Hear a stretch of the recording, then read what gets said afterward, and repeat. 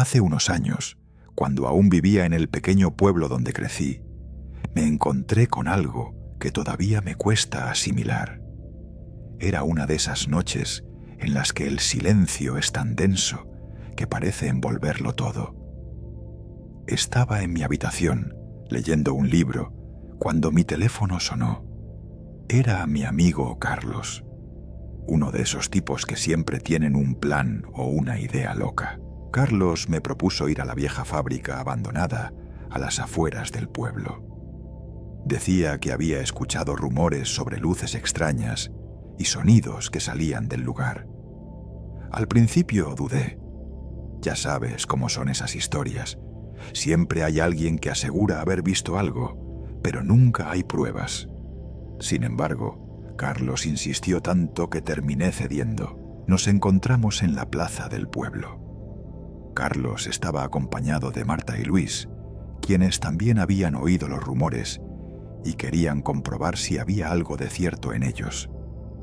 Nos dirigimos hacia la fábrica, un edificio enorme y destartalado que llevaba décadas sin uso. La gente del pueblo solía decir que estaba maldita, pero nunca nadie se atrevía a acercarse para comprobarlo. Al llegar, el aire estaba impregnado de ese olor característico de lo viejo y abandonado.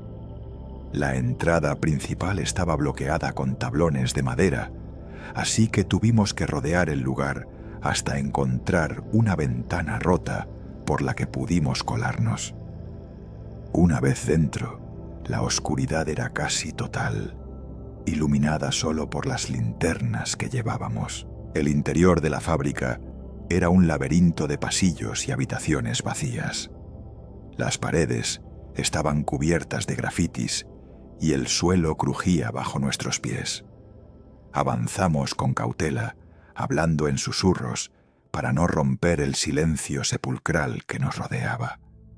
A medida que nos adentrábamos más en el edificio, empezamos a sentir una extraña sensación de inquietud, como si alguien nos estuviera observando. En un momento dado, llegamos a lo que parecía ser una antigua sala de maquinaria. Allí fue donde las cosas empezaron a ponerse raras. Luis apuntó con su linterna hacia una esquina y nos quedamos boquiabiertos al ver unas marcas en el suelo, como si alguien hubiera arrastrado algo pesado recientemente. No había polvo en esa parte del suelo, lo que indicaba que era algo relativamente reciente.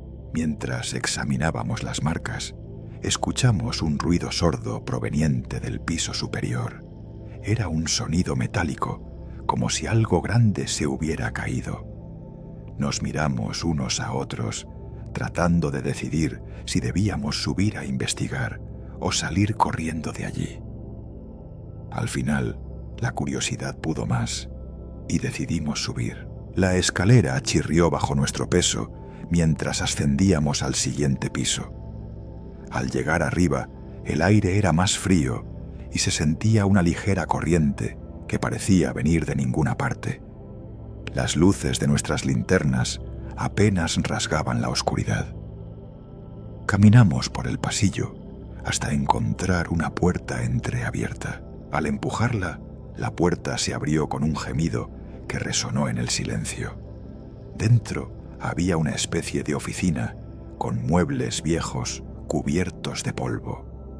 Pero lo que realmente nos llamó la atención fue un cuaderno abierto sobre el escritorio.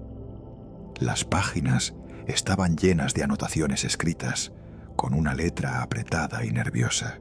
Carlos fue el primero en acercarse y comenzó a leer en voz alta. Las notas hablaban de experimentos extraños realizados en la fábrica antes de su cierre. Mencionaban luces inexplicables y fenómenos que desafiaban toda lógica. A medida que leía, sentí un escalofrío recorrerme la espalda. De repente, Marta dejó escapar un grito ahogado. Nos giramos para ver qué había ocurrido y vimos cómo señalaba hacia la ventana al otro lado de la habitación.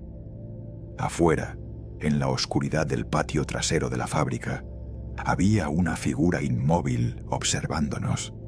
Era imposible distinguir sus rasgos desde esa distancia, pero la mera presencia nos heló la sangre. Luis apagó su linterna instintivamente y todos lo imitamos, quedándonos en completa oscuridad, excepto por la luz tenue de la luna que entraba por la ventana. Nos quedamos quietos, conteniendo la respiración, esperando a ver qué hacía aquella figura. Pasaron unos minutos eternos hasta que decidimos encender nuevamente las linternas. La figura ya no estaba allí. Nos miramos sin saber qué hacer a continuación. La idea de seguir explorando nos resultaba aterradora, pero salir corriendo sin más tampoco parecía una opción sensata. Finalmente, Carlos sugirió acercarnos al patio trasero para comprobar si podíamos encontrar alguna pista sobre quién o qué había estado allí. Bajamos las escaleras con cuidado, intentando no hacer ruido. El patio era un espacio amplio cubierto de maleza y escombros. Mientras caminábamos por el lugar donde habíamos visto la figura, notamos algo extraño en el suelo.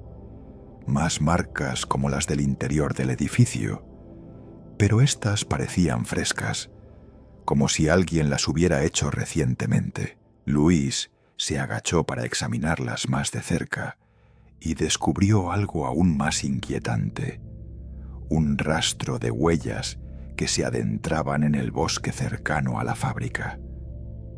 Eran huellas humanas, pero había algo extraño en ellas. Parecían demasiado grandes para ser normales. En ese momento, todos sentimos una oleada de pánico irracional. Sin decir nada más, comenzamos a retroceder lentamente hacia la salida del patio.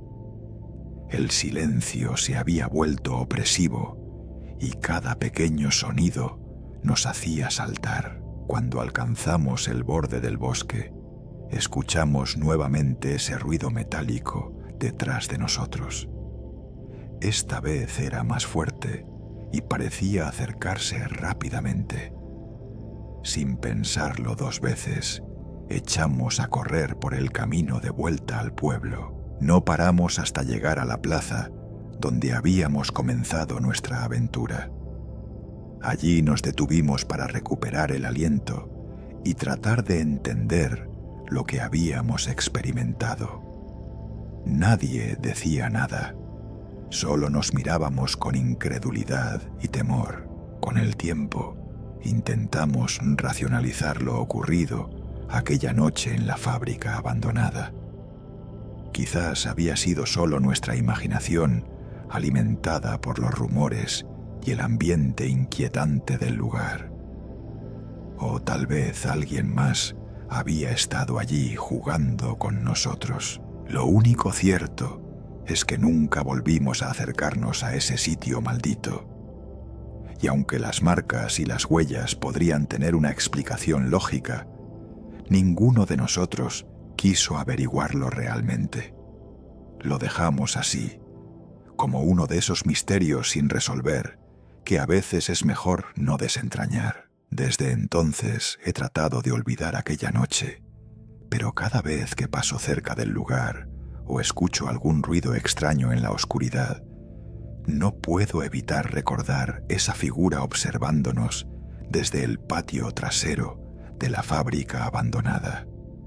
Y me pregunto si quizás hay cosas que es mejor no intentar entender o conocer demasiado a fondo. A veces creo ver sombras moviéndose por el rabillo del ojo o escuchar ruidos que no deberían estar ahí cuando estoy solo en casa.